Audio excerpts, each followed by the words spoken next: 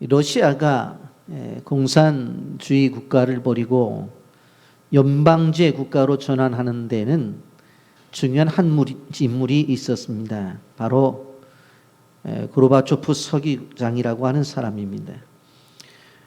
물론 그가 처음에 계획했던 것처럼 개혁과 개방 정책에 온전해지는 못했습니다만은 그가 없었더라면 아직도 그 나라는 공산주의 국가로 존속하고 있었을 것입니다. 역사 속에 사람은 매우 중요하다는 것을 알 수가 있습니다. 정말 말도 많고 탈도 많았던 트럼프 대통령의 시대는 지나가고 새로운 미국 대통령으로 제46대 대통령 바이든이 등장을 하게 되었습니다. 바이든은 조상 때부터 내려오던 128년 된 성경책에 손을 얹고 선서를 했습니다. 저는 이 광경을 보면서 끊임없이 제가 이야기했던 가문을 이어가는 성경책이 있어야 된다는 그런 일들에 대해서 다시 한번 저 나름대로 개인적으로도 도전을 받게 되었습니다. 이제 미국 사회는 분열과 갈등이 사라지고 통합과 관용의 봄바람이 불어올 것을 예고하고 있습니다. 성의 문제, 인종의 문제, 계급의 문제를 이제 아우르는 통합의 7색깔 무지개로 구성된 바이든의 내각 구성을 보면서 우리는 이 미국이 앞으로 어떻게 나갈 것에 대한 기대를 갖게 되어집니다. 또한 중국과의 갈등 그리고 북한에 대해서 미국은 어떤 입장을 취해야 될 것인가. 이것은 우리와 무관한 것이 아니라 우리와 긴밀한 것이기 때문에 더욱더 우리는 관심을 갖게 되어지는 것입니다. 온 세계가 평화롭게 진행이 되어져야 이 대한민국 호도 안전하게 항해할 수 있기 때문에 우리의 삶을 보장받을 수 있기 때문에 우리는 끊임없이 국제정사를 위해서 기도해야 된다는 것을 우리는 기억해야 됩니다. 이제 날씨도 추위가 한풀 꺾였습니다. 뿐만 아니라 코로나의 공포도 이제 많이 줄어들어가고 있습니다. 이 변화하는 시대에 그리고 더 나아가 변하는 세계를 바라보면서 우리가 고백할 것이 무엇인가? 아무리 세상은 변해도 우리는 여전히 우리가 필요한 한 분 주님뿐이라고 하는 것을 기억해야 되는 것입니다.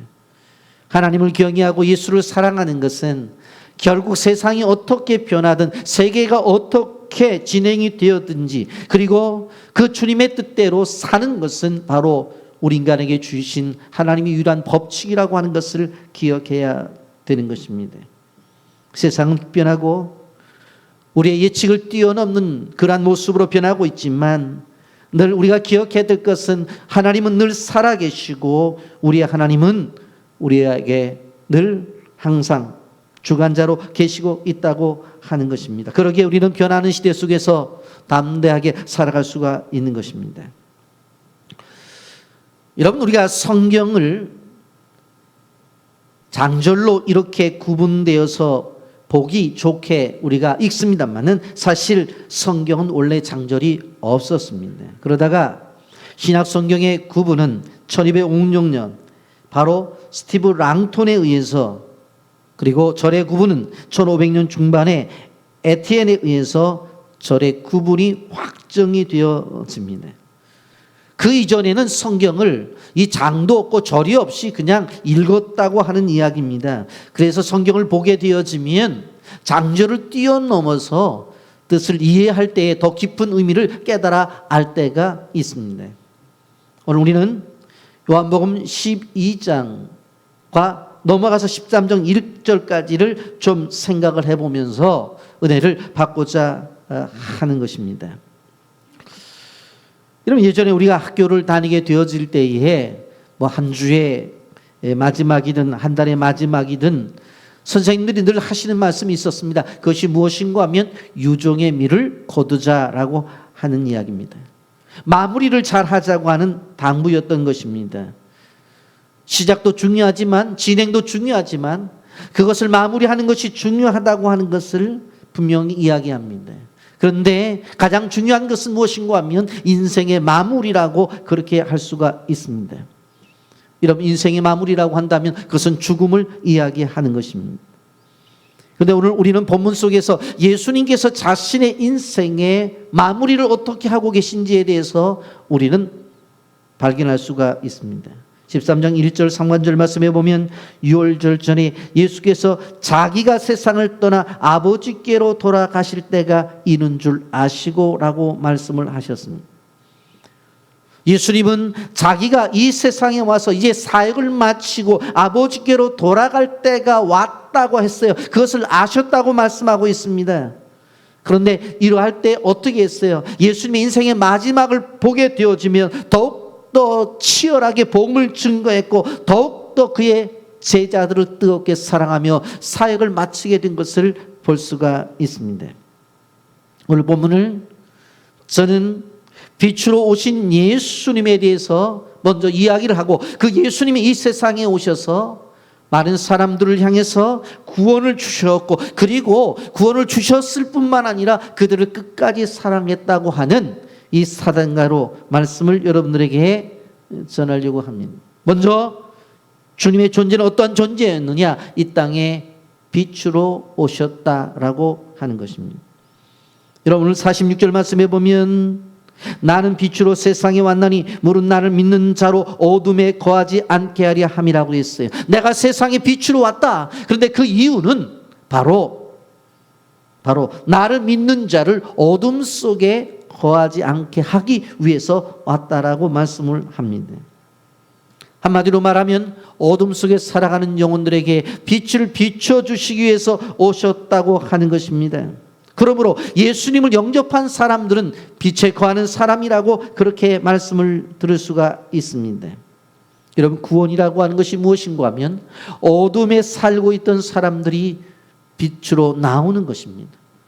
어둠의 자녀들이 빛의 자녀가 되는 것입니다. 어둠 속에 생활하던 사람들이 밝은 생활을 하는 것이 바로 구원이라고 성경이 말씀을 하고 있습니다. 하나님이 천지를 창조하시기 이전에 세상은 공허하고 혼돈과 흑암으로 가득 찬 세상이었습니다. 그러한 세상 속에 하나님의 창조의 대역사가 시작이 되어집니다.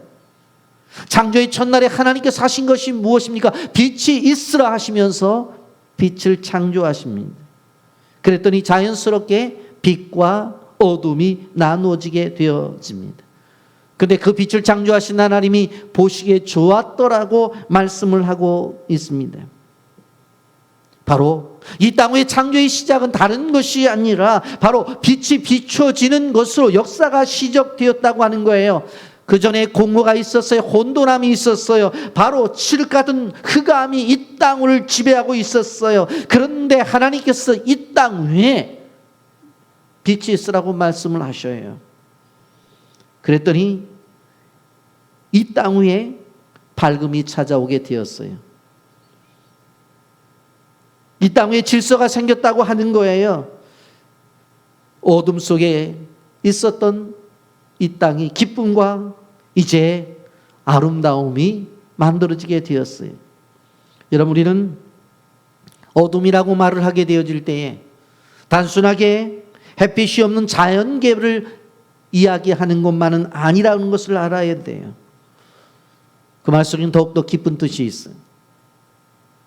모든 죄와 불법은 바로 어둠이라는 걸 알아야 돼요. 하나님 앞에 부끄러운 일들이 다 어둠이라는 걸 알아야 돼요. 남에게 알려지는 것들이 곤란하다는 것들은 다 어둠이라는 것들을 알아야 돼요. 남에게 감추고 싶은 것들은 어둠이라는 것들을 알아야 돼요. 여러분 요즘 위정자들이 부정부패로 인해서 내분을 받는 사람들도 있고 여러 가지 서류를 또 속이고 해서 감옥에 갇히게 되는 일들을 보게 되어서요. 이런 것들이 다 어둠의 일이라고 하는 거예요. 왜 하나님께서 우리에게 빛에 거하라고 말씀하시는가 하면 우리가 빛의 자녀이기 때문에 그래요. 요한복음 12장 36절 말씀에 너희에게 아직 빛이 있을 동안에 빛을 믿으라. 그리하면 빛의 아들이 되리라고 말씀을 했습니다. 사도 바울은 에베소서 5장 8절에 너희가 전에는 어둠이었더니 이제는 주 안에서 빛이라 빛의 자녀들처럼 행하라고 그렇게 말씀하고 있는 것을 보게 되어집니다. 그런데 빛에는 두 가지가 있습니다. 하나는 태양과 같은 발광체가 있고, 그리고 그 발광체를 받아서 반사로 빛을 나타내는 반사체가 있다고 하는 것입니다. 여러분, 하나님 아버지는 발광체요, 예수 그리스도도 빛 되신 분이에요. 발광체요. 그런데 우리는 아무리 우리가 세상의 빛이라고 말을 한다 할지라도 우리는 발광체가 되지를 못해요. 왜? 우리는 피조물이기 때문에. 모든 것을 바라시는 그 하나님의 빛을 받아서 우린 세상 속에 그것을 반사할 뿐이라고 하는 것입니다. 그렇기 때문에 우리는 하나님과의 관계 속에서, 그리스도와의 관계 속에서 끊어질 수 없는 관계예요. 왜냐하면 그분과의 관계가 유지가 되어야 그분이 빛을 발할 때 우리는 반사를 할 수 있기 때문에 그렇습니다. 마태복음 5장 14절은 너희는 세상의 빛이라고 분명히 말씀을 하셨어요. 여러분, 세상 속에 살아가면서 수많은 큰 빛을 남겼던 사람들을 보세요. 그 사람들이 하나님의 자녀였던 신실한 그리스도인이었던 것을 볼 수가 있어요. 하나님께서 주시는 빛을 그들은 받아서 그것을 세상에 반사를 했을 뿐이에요. 그런데 사람들은 그 사람을 가르쳐서 정말 빛된 삶을 살았다고 그렇게 말을 한다는 것입니다. 여러분, 사도행전 13장 47절에 주께서 사도 바울에 뭐라고 말씀을 하셨어요? 주께서 이같이 우리에게 명하시되 내가 너희를 이방의 빛으로 삼아 너로 땅끝까지 구원하게 하리라 하셨느니라, 그렇게 말씀했습니다. 우리로 어떤 존재로 이방의 빛을 삼아 주시겠다고 말씀을 했어요. 다윗은 임종을 앞두고 자신의 일생을 회고하면서 하나님께서 자신에게 약속해 주셨던 말씀을 어떻게 이루어졌는가를 생각하며 이렇게 고백을 해요. 사무엘하 23장 4절에 그는 돋는 해의 아침빛 같고 구름 없는 아침 같고 비 내린 후에 광선으로 땅에서 우미 돋는 새불 같으니라 하시도다라고 말합니다. 이런 빛에 거하게 되면 빛의 열매를 맺게 됩니다. 에베소서 5장 9절 말씀 보면 빛의 열매는 모든 착함과 의로움과 진실함에 있다고 말씀을 하고 있습니다.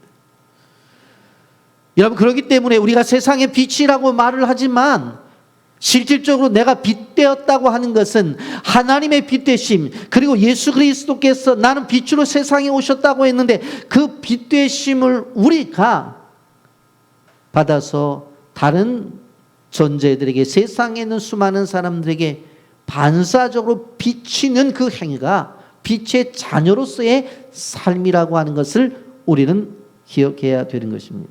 이렇게 빛으로 오신 우리 주님께서 자신이 세상에 오신 목적이 두 번째로 구원을 주시기에 오셨다고 말씀을 하고 있습니다.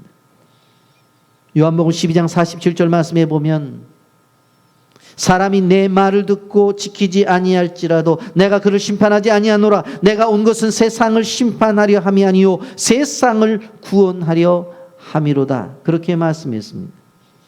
예수님께서 세상에 오신 목적을 분명히 얘기했어요. 세상을 구원하기 위해서. 나는 세상을 심판하기 위해서 온 것이 아니라 구원하려 오셨다고 분명히 말씀을 하셨습니다. 여러분, 예수님께서 심판을 행해도 누가 항의할 사람이 없었어요. 그러나 예수님은 그러한 권한을 갖고 계시면서도 심판을 하지 않고 구원을 허락하셨어요. 우리에게도 이러한 구원을 허락하신 것을 우리는 알고 있습니다. 끊임없이 주님은 그러시기에 우리에게 빛으로 나오라고 초청을 하고 있고 구원의 초대장을 통해서 구원을 받으라고 요청하고 있습니다. 여러분, 그 일을 위해서 고난을 받으셨고 그 일을 위해서 십자가에 죽으셨고 그 일을 위해서 부활하셨고 승천하셨다는 것을 기억하셔요. 그분이 이렇게 하심으로 구원의 길을 활짝 열어 놓으셨습니다. 그렇기 때문에 우리는 그분을 통해서 그 열어놓으신 길로 들어가기만 하면 구원을 얻을 수가 있다고 하는 것을 기억해야 돼요. 영상 보고 말씀 계속하기를 원합니다. 어렸을 때 저는 이제 부모님이 일찍 이혼하셨어요. 5살쯤에 이혼하시고 네. 아버지랑 살다가 이제 엄마를 되게 그리워하는 시기쯤 한 10살쯤에 엄마한테로 이제 가게 돼요. 예. 그래서 엄마랑 둘이서 단둘이 사는데 형제들이 있는데도 그때는 전화기 쉽지가 않았거든요. 그렇죠. 저는 부산에 있었고 예. 그러니까 언니 오빠는 부산에 있고 저는 서울에 엄마랑 단둘이 사는데 참 그게 엄마에 대한 마음이 좀 커진 것 같아요. 이게 그리움으로 시작했다가 같이 만나는데 엄마가 죽으면 어떡하지? 뜬금없이. 예, 예. 그러니까 저의 일상은 엄마가 주무실 때 네. 엄마 코에다가 손을 대고 숨쉬나 숨쉬나 안 안 쉬나. 쉬나 아. 확인하고 잠드는 게 저의 일상이었어요. 어머니가 어디 아프셨어요? 네, 난소암 이제 암이 돌아가셨는데 어떻게 그러다 보니까 어머니가 아프신 걸 받아들이기가 쉽지가 않았고 네. 그 어머니가 아프셨을 때 이제 저는 제 인생은 그렇게 중요하다는 생각이 안 들었었던 것 같아요. 네. 그래서 그때 당시에 제가 뭐 공부하던 거 그냥 내려놓고 어머니랑 같이 지내게 됐고 네. 어머니를 살리겠다고 저는 노력을 하는데 예. 어머니 자꾸 하나님만 모시는 거예요.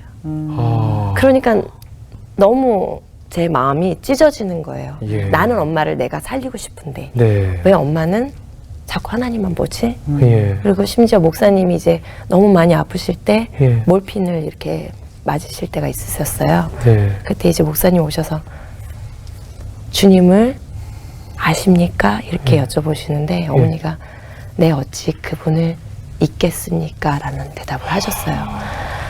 그 말이 저한테는 되게 깊숙이 들어왔지만 네. 되게 비수같이 예. 이제 꽂히는 말이었기 때문에 하나님에 대한 이 마음이 조금 어긋나는 시점이었고 근데 이제 어머니께서 저랑 아무래도 요양원 다니시고 병원에도 다니시고 이러다 보니까 제가 항상 운전을 했어요. 네. 그랬는데 어머니께서 가시면서 승주야 저 하늘을 보라고 저한테 그러세요. 창밖에. 그러면서 눈이 참 예쁘셨거든요. 반짝반짝 이랬어요. 그러시면서 하시는 말씀이 저 하늘에 있는 새들 저 하늘 다 하나님이 만든 거래. 예. 다 하나님이 창조하신 거래. 승주야 너도 꼭 하나님 믿어라. 이런 저는 그래서 어머니 장례식 날 예. 장례식 날 하나님을 영접했어요. 네, 인격적으로 만난 것 같아요. 아. 그러니까 제가 어머니를 살리겠다고 막 이랬던 이 마음을 제가 막 화가 나잖아요. 왜? 내가 살리고 싶었는데 네. 당신이 뭔데? 네. 막 이러는 찰나에 목사님이 기도를 하시는데 이제는 그곳에는 더 이상 아프지도 슬프지도 외롭지도 않다는 그 말씀이 네. 제 마음에 꼭 그네 탈 때 휙 올라갔다 내려올 때 그 가슴이 네네. 간지러운 듯한 평안함? 네. 그런 느낌 가져보셨죠? 네네. 그 느낌은 훅 오는데 제가 이게 바로 내 마음의 평안인가? 예. 이런 식으로 받아들였고 그 이후에도 저는 되게 쉽지 않은 시간을 보냈어요. 그리고 불과 지금 15년이 지났는데 네. 재작년 아르헨티나에서 네. 진짜 인격적으로 하나님께서 저한테 다시 말씀하셨어요. 항상 11월 29일 날 어머니가 돌아가셨는데 11월 말 되면 몸이 막 아프고 정신적으로 다운이 되는 거예요. 예. 근데 한 2년 전에 제가 아르헨티나의 이가수 폭포를 보면서 예. 그 쏟아지는 막 폭포를 보면서 예. 1초에 한 3,000톤? 예. 예. 이 쏟아진대요. 네. 근데 저는 딱 느껴지는 게 하나님의 눈물같이 느껴지는 거예요. 아. 하나님, 이렇게 하나님의 아이들, 하나님의 아들을 위해서 이렇게 눈물을 매일같이 흘리시는군요. 제가 그랬거든요. 예. 근데 하나님이 이런 말씀하세요. 이 눈물 너 때문에 흘리는 거야. 날마다 너 때문에 흘린다. 이러시면서 저한테 그 말씀을 하시는 거예요. 예. 그때가 11월 달이었는데 네. 아르헨티나에서도 예. 하시는 말씀이 너 엄마 간 거 슬픈 거 맞아. 근데 다시 한번 기억해봐. 그날이 어떤 날이었니? 딱 그러세요. 네. 그래서 제가 어떤 날이었죠? 그날이 하나님과의 첫 영원한 만남. 엄마랑 헤어진 그날이 저한테는 슬픔으로 하나님이 인정을 해주시지만 네. 저한테 상기를 시켜주신 게 네. 너와 나의 첫 만남이다. 그 말씀하셔서 저는 하나님 언제 만났냐고 얘기한다면 처음 느껴본 건 하나님을 인격적으로 느낀 건 어머님 장례식 때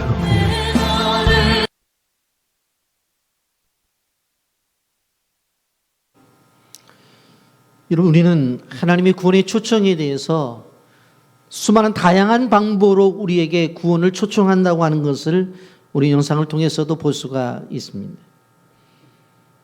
여러분, 우리가 잘 아는 로마서 3장 23절과 24절 말씀에 보면 모든 사람이 죄를 범하였음에 하나님의 영광에 이르지 못하더니 그리스도 예수 안에 있는 속량으로 말미암아 하나님의 은혜로 값없이 의롭다 하심을 얻은 자 되었다고 말씀합니다.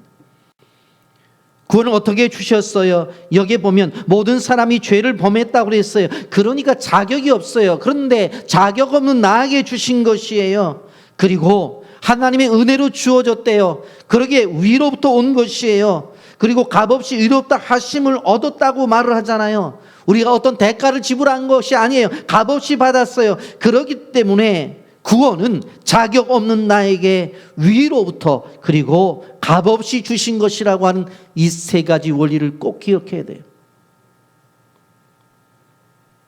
여러분, 우리는 하를 나는 황소 개구리 이야기를 잘 알고 있습니다. 어느 논에 황새가 이제 먹이를 찾으러 올 때에 그 논에 있는 황소 개구리가 이 황새와 함께 가끔 대화를 했습니다. 누나도 황새, 황씨고 나도 황소 개구리니까 둘이 황씨니까 종친끼리 잘 해보자고. 그렇게 대화를 했는데 어느 날 이 황소 개구리가 이 황새에게 이야기를 해요. 누나는 하늘을 나를 때에 이 땅을 보면 어떤 느낌이 드냐고. 너 몰라서 그렇지 저 위에 하늘에 올라가서 땅을 내려보면 너무너무 아름답다고. 그러면 나도 한번 하늘에 올라가서 세상에 있는 땅을 좀 한번 보고 싶다고. 그런데 너는 날개가 없잖아. 어떻게 했으면 좋겠냐? 나 좀 한번 하늘을 날게 해줄 수 없냐고. 근데 만약 내 등에 업혔다가 미끄러지면 너 떨어져서 큰일 나. 그리고 내가 너를 붙잡고 올라가게 되면 내 발톱이 이게 날카롭기 때문에 내 등이 아파. 그렇게 얘기를 하는 겁니다. 그러다가 황새가 뭐라고 얘기를 하냐면 그러면 되겠다. 내가 나뭇가지 하나를 갖다가 한쪽을 물을 테니까 네가 다른 쪽을 물으면 내가 그 나뭇가지를 물고 올라가면 같이 올라갈 수 있을 것 같다. 한번 해볼래? 아요. 그럼 한번 해보죠. 해가지고는 황소가 나뭇가지를 가지고 온 거예요. 그리고 입으로 물었어요. 그랬더니 한쪽에 이 황소 개구리가 물고 있을 때 이 황새가 홀홀 날았어요. 그러니까 정말 하늘로 올라가잖아요. 그 올라가서 이 황소 개구리가 땅을 보니까 세상이 너무 아름다운 거예요. 이야, 이거를 우리 누나는 매일 보고 자랐구나. 우리는 그냥 그 논두렁에서 개골만 하고 살았는데, 그랬는데 저 논에 있던 개구리 무리가 가만히 보니까 자기 친구고 또 오빠가 되는 이 황소 개구리가 하늘을 날고 있는 거예요. 하도 기가 막혀가지고 야, 저거 어떻게 날았지? 그러고 서로 대화를 하면서 야, 저것 봐봐. 우리 동네 가끔 오시는 이 황새 누님이 저렇게 막대기를 물었더니 한쪽에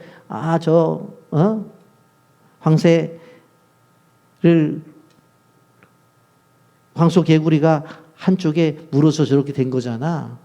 그러면서 서로 얘기를 하는 거야. 저건 누가 얘기를 했을까? 저기 황새 누님이 얘기했을까? 아니면 저 황소 개구리 오빠가 얘기했을까? 서로 대화를 하는데 저거는 황새 누님이 했을 거야. 저런 생각은 우리 황소 오빠, 그 황소 개구리 오빠 머리에서 나오질 않아. 그러다가 한번 물어보자고 얘기를 했어요. 그리고는 하늘을 알고 있는 이 황소 개구리한테 소리를 쳐요. 오빠! 그랬더니 위에서 구경을 하고 있는데 밑에서 무슨 소리가 들려요. 그래서 황새한테 약간 내려가자고. 그래서 내려가서 듣는데 무슨 얘기가 들리냐면 아주 기가 막힌 아이디어를 지금 활용하고 있는데 이 생각이 황새 누님 생각이냐 아니면 황소개구리 오빠 생각이냐? 그러면서 뭐라고 말하냐면, 쟤네들은 이것이 황새 누님이 그렇게 생각했다고 그래요. 막 그렇게 얘기를 하는 거예요. 그랬더니 거기 황소개구리가 얼마나 화가 나요? 자기를 인정해 주지 않느냐니까. 그래갖고 거기서 뭐라고 소리를 빼길렀냐면, 내가 했다. 그렇게 소리를 질렀대요. 그 다음에 어떻게 됐는지는 제가 얘기 안 해도 알 거죠. 여러분, 어떻게 생각해 보면 우리는 하나님의 구원을 받은 것이 자격이 없는 내가 그 구원이 어디로부터? 위로부터, 그리고 어느 대가를 지불하지 아니한 값없이 우리에게 주어진 거예요. 그래서 이 세 가지를 꼭 기억해야 돼요. 자격 없는 나에게 위로부터 값없이 우리에게 주어졌다고 하는 거예요. 여러분, 우리에게 주어진 구원은 우리의 힘으로 된 것이 아무것도 없어요. 여러분, 그렇기 때문에 주님을 외면해서는 안 돼요. 구원하기 위해서 오신 예수님의 음성을 거절해서도 안 돼요. 끊임없이 주님은 우리를 구원하시기 위해서 지금도 말씀하시고 계신다는 것을 기억해야 돼요. 예수님 없는 인생은 암흑 가운데 살아가는 존재나 마찬가지. 천길 만길 낭떠러지 앞에 있는 존재라는 것입니다. 여러분, 예수님의 빛을 비추어 주실 때만 내 주변에 있고 내 안에 있는 어둠이 사라지는 거예요. 그리고 그 어둠 속에서 벗어날 수가 있다고 하는 거예요. 그리고 빛의 자녀가 될 수가 있다고 하는 것입니다. 그런 자녀가 빛의 자녀로서 빛의 자녀답게 살아갈 수가 있다고 하는 것입니다. 자신의 정체성을 아는 사람만이 그 가치 있게 인생을 살아갈 수가 있다고 하는 것입니다. 요즘 코로나로 인해서 굉장히 불편한 점들이 많습니다만은 그런데도 좋은 점이 있다고 그래요.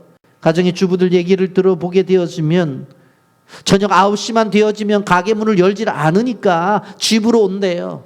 예전에는 1차, 2차, 3차씩 가서 밤 늦게나 새벽녘에 술이 취해서 들어온 남편들이 일찍 들어오니 얼마나 좋은지 모르겠다는 이야기도 들립니다. 여러분, 하나님은 우리를 구원하시길 원하셨고 끊임없이 빛으로 인도하시기를 원하신다는 사실을 우리는 기억해야 되는 것입니다. 그렇기 때문에 우리의 초점을 잃어서는 안 돼요. 주님께로 향한 우리의 마음을 잃어버려서도 안 돼요. 세상 일로 마음이 산만해져서도 안 돼요. 믿음이 식어버려서도 안 돼요. 오직 주님만을 바라봐야 돼요. 그 빛 대신 그 주님을 바라보게 되어질 때 우리의 삶이 우리가 밝아진다는 것을 기억하시기를 바랍니다. 빛 대신 예수님이 우리에게 오셔서 구원을 주셨다고 그랬죠. 마지막으로 생각할 것은 그런데 우리에게 구원만 주신 것이 아니라 우리를 끝까지 사랑하셨다고 성경은 말씀하고 있어요. 13장 1절 말씀에 보면 유월절 전에 예수께서 자기가 세상을 떠나 아버지께로 돌아가실 때가 이른 줄 아시고 세상에 있는 자기 사람들을 사랑하시되 끝까지 사랑하시니라. 세상에 있는 자기 사람들이 어떤 사람들이에요? 바로 자기가 구원을 허락한 하나님의 자녀들이에요. 예수님은 아셨어요. 자신이 떠날 때가 되었다는 것을 아셨어요. 여러분, 우리도 언젠가 우리가 이 세상을 떠날 것을 안다면 다르게 살아가게 될 것입니다. 인생의 방향이 바뀌어질 수도 있습니다. 예수님은 자신의 마지막 목적지가 어디인 줄 알았어요. 그리고 그가 언제까지 살아야 되는지를 아셨던 거예요.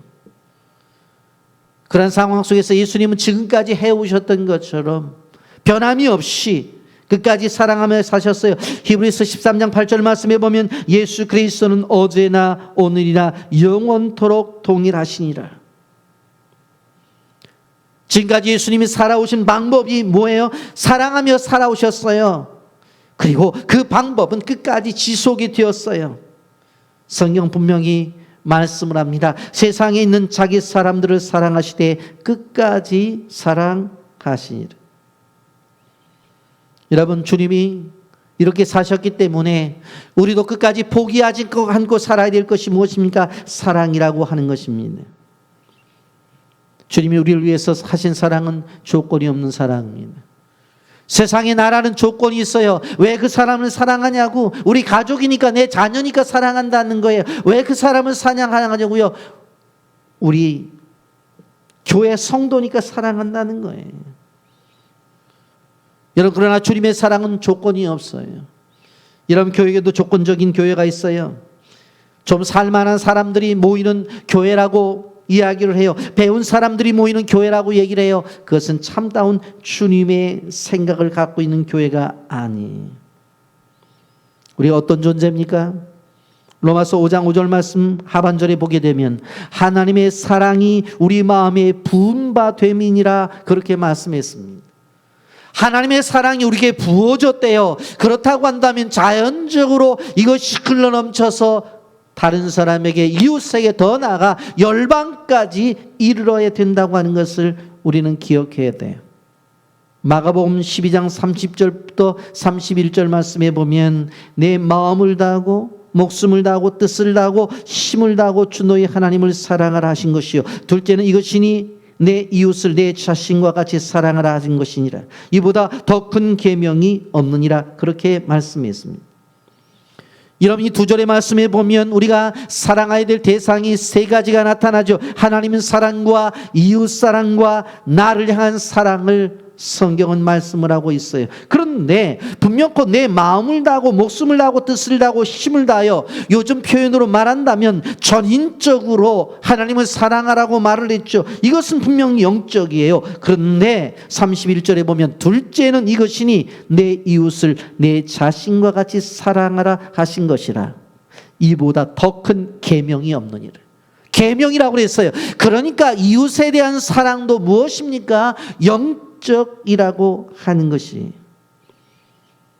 여러분, 나의 빵을 위해서 기도하는 것은 육적일 수 있어요. 나의 쓸 것을 위해서 기도하는 것은 육적일 수 있어요. 그러나 남의 빵을 위해서 기도하는 것은 성경을 보니 그것은 영적이라고 말을 해요.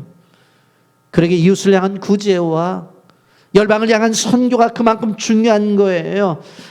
우리가 생각해보면 조지 뮬러의 삶 속에서 빵을 구하지만 그것이 누구를 위한 빵이었는가? 3,000명의 고아들을 위한 빵이었기 때문에 그 빵은 단순한 것이 아니었어요. 소외된 아이들을 위한 빵이었기 때문에 그의 빵은 거룩한, 그리고 영성이 있는 영적인 것이었다는 거예요. 여러분, 신앙생활이라고 하는 것이 무엇인가 하면, 신앙생활이라고 하는 것은 우리의 삶 속에 주어진 모든 것들을 영적으로 바꾸는 거예요. 그것을 하나님의 사고로 바꾸고 하나님의 원하심으로 바꾸어 나가는 것, 그게 진정한 신앙생활이에요.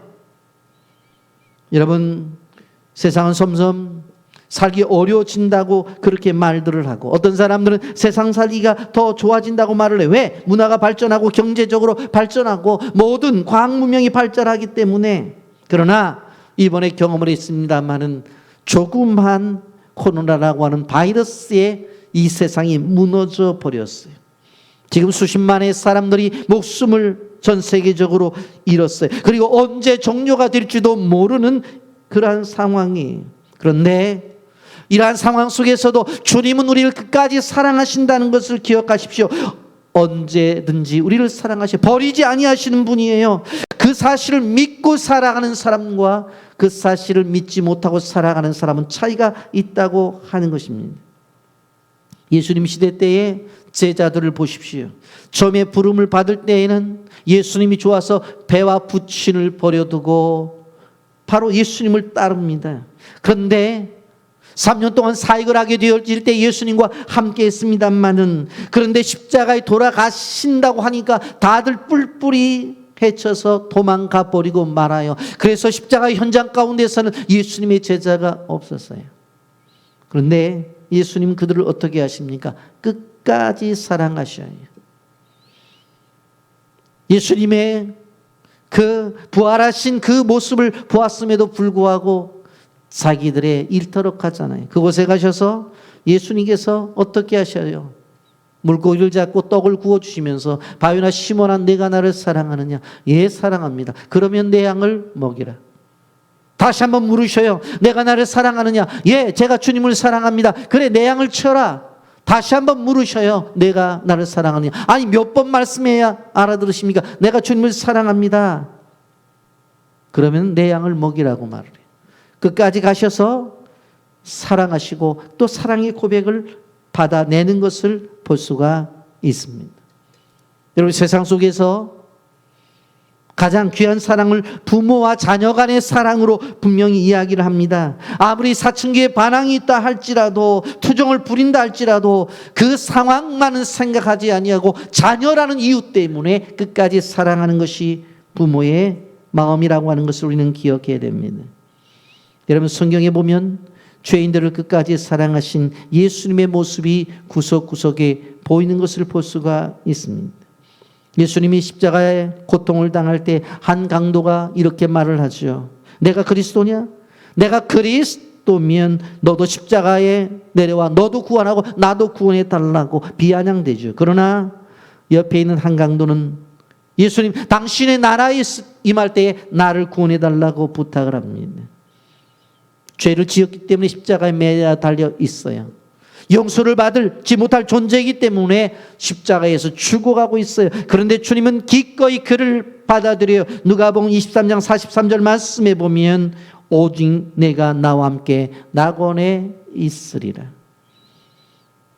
예수님은 자신의 고통 속에 있는 십자가 상에서도 다른 사람들, 죄인을 사랑하셨던 것을 볼 수가 있습니다. 여러분 그 사랑은 어제나 오늘이나 영원토록 동일하게 나타나는 거예요.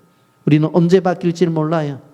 베드로가 부친을 버렸던 베드로가 중간에 예수님을 배신했던 것처럼 우리는 변할지 몰라요. 그러나 우리 주님은 우리를 사랑하실 때에 바로 끝까지 사랑하신다는 거예요.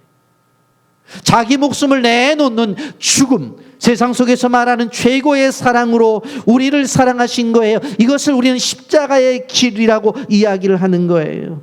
십자가에서 자신의 몸에 못을 박히고 창으로 찔리고 그리고 그 몸의 모든 물과 피를 흘리시면서 바로 우리를 위해서 구원의 은혜를 주셨습니다. 그럼 우리는 예수의 보혈로 구원을 받았다는, 저주와 사망이 사라졌다는 것을 우리가 기억해야 되는 것입니다. 그렇기 때문에 우리는 지금도 예수님의 보혈이 필요합니다. 우리의 강팍한 심령은 예수님의 보혈에 푹 적시어져야 우리가 새롭게 될 수가 있다고 하는 것을 기억해야 되는 것입니다. 여러분 이렇게 예수님의 사랑으로 구원을 받은 것을 우리는 은혜라고 표현을 합니다. 하나님의 은혜는, 나를 향한 주님의 은혜는 어제도 존재되었고 지금도 존재하고 계시고 바로 내일도 이 하나님의 은혜는 나의 삶 속에 지속적으로 있게 되어질 것입니다. 북한을 탈북한 탈북자들이 가장 감개무량한 일은 바로 한국의 여권을 가지고 외국에 여행을 가기 위해서 인천공항을 당당하게 나갈 때라고 합니다. 여러분 우리는 예수 그리스도의 보혈의 피가 하나님 앞으로 나가고 하나님 나라에 들어갈 수 있는 천국 여권이라고 하는 사실을 기억해야 되는 것입니다. 부족해도 사랑하셨어요. 연약해도 사랑하셨어요. 배신을 해도 사랑했어요. 그것이 우리를 향한 하나님의 끝까지 사랑하는 사랑의 모습이라는 것을 기억해야 돼요. 말씀을 정리합니다. 오늘 말씀의 제목이 무엇입니까? 우리를 위해 사신 예수님입니다. 우리를 위해 사신 예수님은 어떤 분이라고 그랬어요? 빛으로 오셔서 우리를 구원해 주셨고 구원뿐만 아니라 끝까지 우리를 사랑하신 분이라고 말씀을 들었습니다. 이것이 예수님의 삶의 공식입니다. 우리가 세계를 바라볼 때에 세계를 정복했던 알렉산더나 징기스칸을 위대한 인물이라고 말을 합니다. 공자나 석가도 위인들로 높이 평가를 합니다. 그러나 그리스도와는 비교할 수가 없어요. 높으신 하나님의 본체시지만 영광의 보좌를 버리고 이 땅에 오셔서 그 빛으로 오신 분이 끊임없이 어둠 속에 있는 우리들에게 찾아가셔서 빛을 비추시면서 우리에게 구원을 허락하셨어요. 그리고 더 나아가서 그 속에 있으면서 제자들을 키우셨고 하나님 나라를 선포하셔요. 그러나 그렇게 행하셨음에도 불구하고 제자들과 그 주변의 사람들이 배신을 하죠. 그러나 그들을 끝까지 주님은 사랑하셨습니다. 언제까지? 죽을 때까지. 그 주님이 우리의 주님이라고 하는 것이 우리에게는 놀라운 것입니다. 이것이 축복입니다. 이것이 바로 은혜라고 하는 것을 기억해야 되는 것입니다. 이러한 예수님이 우리를 찾아오셨다고 하는 것, 이것이 놀라운 축복이에요. 여러분, 우리가 우리의 삶의 기적이 어떤 기적이에요? 이런 예수님이 믿어지는 기적입니다. 그리고 이 예수님이 하신 일들이 믿어지는 게 기적이에요. 이 예수님이 나를 향해서 베푸신 은혜가 믿어지는 게 기적이에요. 그리고 그분이 만들어 놓으신 구원의 길로 들어가는 게 그게 기적이라고 하는 것입니다. 우리는 주님과 무관한 관계가 아니라 그분은 포도나무고 나는 가지가 되어지는 그러한 긴밀한 관계가 있는 거예요. 바로 그분을 통해서 생명을 공급받는 거예요. 그렇기 때문에 포도나무 가지가 포도나무에서 떨어지면 말라 비틀어져서 땔감이 될 수 있는 것처럼 우리는 그분과 끊임없이 관계를 맺으며 살아가야 된다고 하는 것입니다. 이 코로나 시대 속에서 와서 예배를 드리기가 힘들지만 가정에서라도 예배를 드리는 것은 왜 그래요? 그 관계가 끊어지는 것은 결국 우리가 죽는 거기 때문에 새벽에도 그리고 주일에도 주일 저녁에도 수요일 날에도 금요일에도 끊임없이 예배를 통해서 그 관계를 더욱더 깊게 우리는 맺어져 가는 것입니다. 이제 그 주님의 은혜를 잊지 마세요. 그 사랑을 잊지 마세요. 절대로 배반하지 마세요. 이 어두운 세대 가운데 빛으로 오셨고 그리고 우리에게 구원을 주셨고 그리고 구원뿐만 아니라 끝까지 사랑하셨던 그 주님이 우리의 주님이라는 사실을 믿고 그 주님이 주시는 축복 누리며 살아가기를 예수님의 이름으로 축복합니다. 아멘.